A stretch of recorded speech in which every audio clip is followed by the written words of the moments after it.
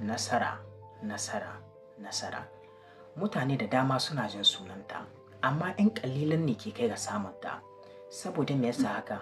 Saboda su waɗannan 'yan ƙalilan sun tabbata cewa nasara ba a samunta lokaci guda, sai da haƙuri da juriya. Da zaran ka fara wani aiki baka ga sakamakon komi ba, sai ka daina ga baki ɗaya. Wannan kuskure ne kake yi.